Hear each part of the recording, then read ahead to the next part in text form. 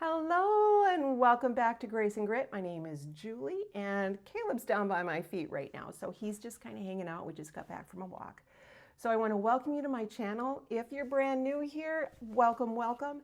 If this is your first time, or if you haven't already, click the like, subscribe, and the bell button. Will you please do that for me? I would really appreciate it. It just helps my channel grow and the message to get out to other people. So yeah, I would really appreciate it if you do that. So today we're going to talk about something that quietly destroys your confidence and clarity. It's called gaslighting. And if you've ever been second guessing yourself lately, wondering if you're losing your mind, you're probably not. You're just probably being manipulated.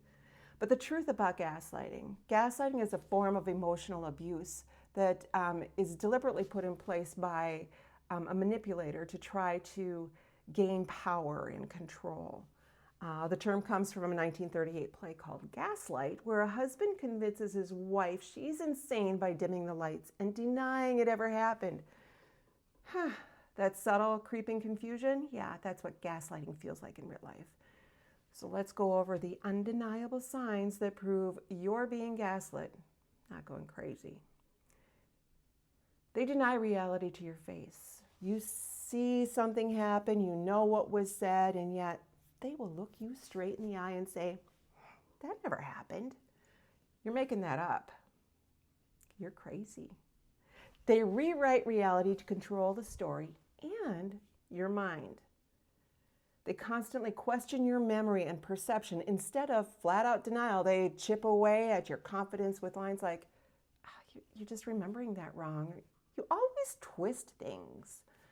The goal is to make their version of the truth the only one that matters. They'll also attack your emotions and sanity. They flip the script and call you crazy, overly sensitive, unstable, and when you express hurt, they mock your reaction.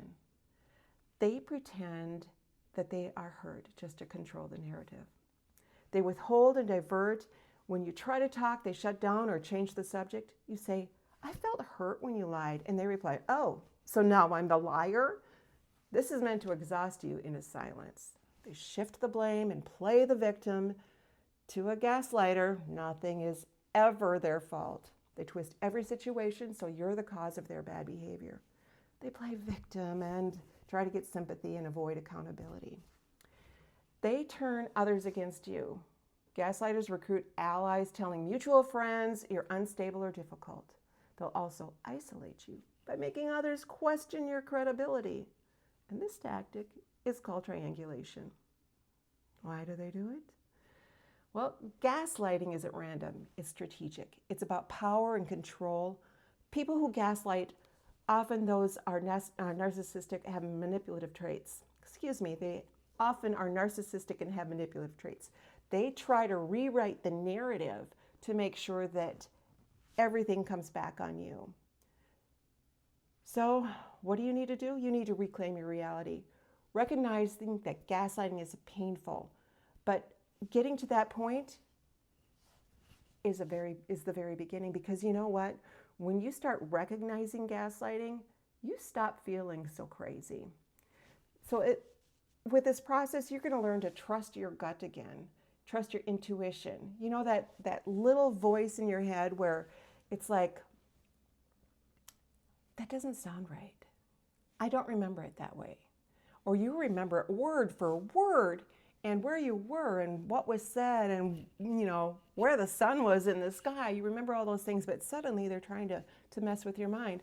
But when you step back and start to recognize gaslighting, you're able to see that your intuition is probably dead on. Okay, so you just need to learn how to trust your gut again and go on with life as you should.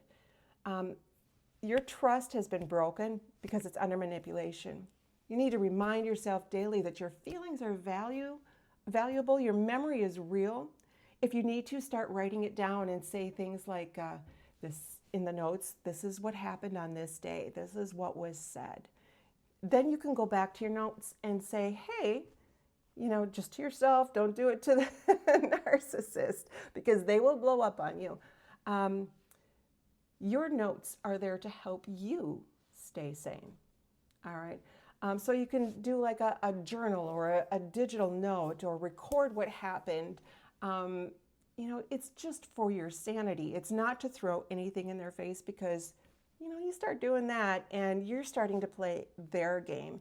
You just want to make sure that your sanity is in check with that. And that's a great way to do it. It's not about revenge. It's proof that your memory is good. It helps you see the pattern clearly. So gaslighting works in isolation. So the very first thing you need to do is remember that you're not alone. So you can talk to your pastor, a family member, a friend, and let them know what you're going through. And let, you know, just have them walk this journey with you or share it with us right here. You know, it's all about getting your healing, getting your feet back underneath you, because after you've been gaslit for a while, you start to really question your own reality. You start to question your own sanity. And that's not how life should be. You should be able to be you and accept you as you and understand that what you remember is real. So that's a lot, but I want you to know that you're not in this alone. You have a whole group of people here online. You know, you can also meet with people in person and, you know, just talk through things. Hey, this is happening. Make sure you know, if you're struggling with this, reach out to someone. You can even reach out to me in the comments and say, hey, can we have a quick call and we can talk about this? I'm happy to do that. Also, if you haven't already clicked the like and subscribe button, please do that. Again, it just helps me reach more people and help those who need a little extra help and hope throughout their day or their night. So greatly appreciate it. I am greatly appreciative of you for stopping by and watching this video. Hope to see you again soon. Take care. God bless. Bye-bye.